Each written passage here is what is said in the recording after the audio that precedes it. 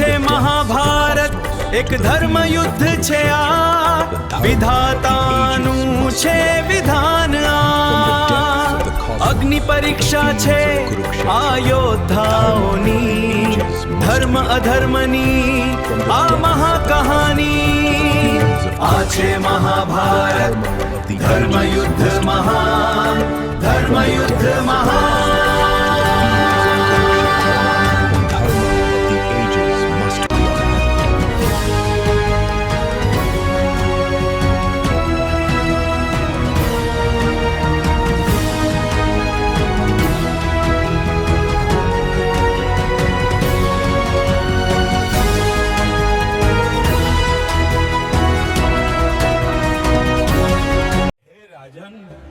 મહાભારતની કથા અમર છે. તે ધર્મ, અર્થ, કામ અને મોક્ષનો માર્ગ બતાવે છે.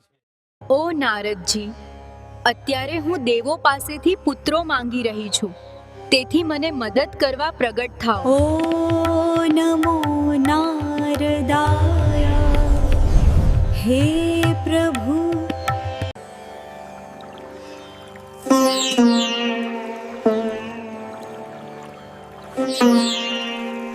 નારદજી, પાંડવો માટે આપનો આશીર્વાદ મને ખૂબ જ મૂલ્યવાન છે.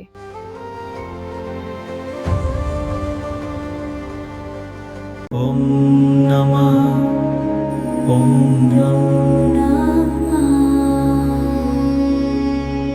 હે નારદજી, કૃપા કરીને આ બાળકનું નામ આપો અને તે મોટો થઈને કેવો બનશે.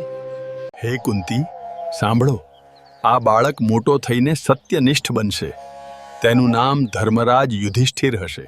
હે કુંતી, તે શત્રુઓ અને મિત્રોને સમાન ગણશે અને હસ્તિનાપુરના સિંહાસનનો સાચો વારસદાર હશે. હે નારદજી, જો આ પુત્ર શત્રુ અને મિત્રને સમાન ગણશે તો તે મારા 100 દુશ્મનો વચ્ચે ટકી શકશે નહીં.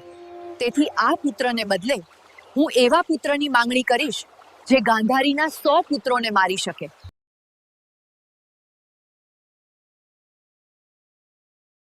ઓમ હ્રીં વાયુદેવાય નમઃ. હે નારદજી, આ પુત્ર કેવો થશે? મને તો લાગે છે કે એના મા બાપને તો ખાઈ નહીં જાય ને. ડરશો નહીં, કારણ કે આ બાળક ખૂબ જ બળવાન હશે. તેને ઉત્તર જવાનું કહેવામાં આવશે તો પણ તે દક્ષિણ જશે. તે ગાયો અને બ્રાહ્મણોનો રક્ષક બનશે, શિવનો ભક્ત થશે અને મહાદેવ પાસેથી વરદાન પ્રાપ્ત કરશે. તે બળવાન શિવના આશીર્વાદથી તે જેટલું જોશે તેટલું ખાઈ શકશે અને તે નિશ્ચિંત અને રમૂજી બનશે. તે દુષ્ટ લોકોને નષ્ટ કરશે. અને હે કુંતાજી, તારી જેઠાણીના 100 પુત્રો પણ તેના હાથે મૃત્યુ પામશે. હે કુંતાજી, અને આ તારો પુત્ર એક હાથમાં ગદા, બીજા હાથમાં કડછી ધારણ કરશે.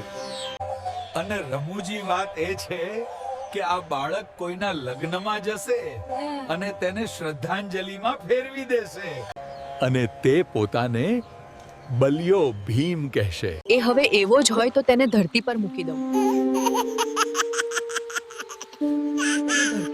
દઉં. અને ઇન્દ્રદેવ પાસે ડાહ્યો, ડમરો અને 32 લક્ષણો પુત્ર માંગી લઉં. શક્તિ નમઃ. ઓમ દિવ્ય શક્તિ નમઃ શામ. આ બાળકને જોઈ હે નારદજી, મારું મન ખૂબ જ ખુશ છે. હવે હે નારદજી, આ બાળકનું નામ પાડો. હે કુંતા, 32 લક્ષણા, તારા આ પુત્રનું નામ અર્જુન રહેશે. અને હે કુંતી, સાંભળ. મોટો થઈને આ બાળક દુનિયાનો મહાન ધનુર્ધર બનશે અને યુદ્ધના મેદાનમાં મહાન યોદ્ધાઓને પણ હરાવશે. ભગવાન કૃષ્ણ પોતે તમારા પુત્ર અર્જુન માટે રથ હાંકશે.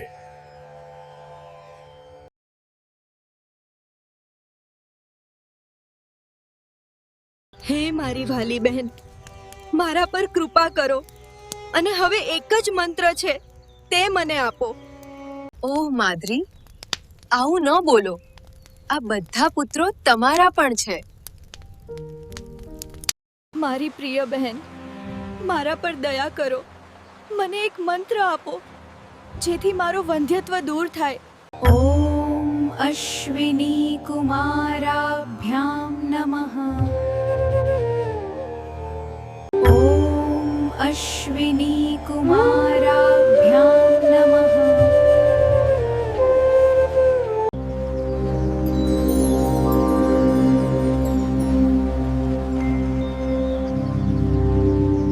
હે નારદજી, આ બંને પુત્રોમાં નાનું કોણ અને મોટું કોણ તે મને કહો, અને તેમના નામ પાડો અને ગુણ બતાવો. હે કુંતા, જમણા ખોળામાં જે પુત્ર છે તેને મોટો ગણજો ડામે.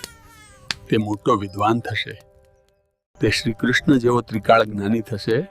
માથે ટીપણું રાખશે અને બધા એને સહદેવ કહેશે, સહદેવ જોશી.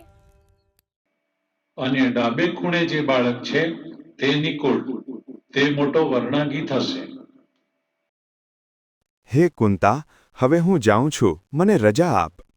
હે નારદજી, પાંડવોનું નામકરણ કર્યું અને તેમના ભાવિ વિશે જણાવીને તમે આશીર્વાદ આપ્યા છે. તમને ખૂબ ખૂબ ધન્યવાદ.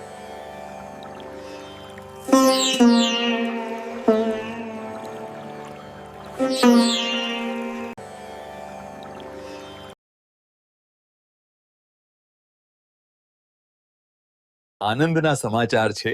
ગાંધારીએ 100 પુત્રોને જન્મ આપ્યો છે. વાહ રાજન, આ ખરેખર મહાન સમાચાર છે.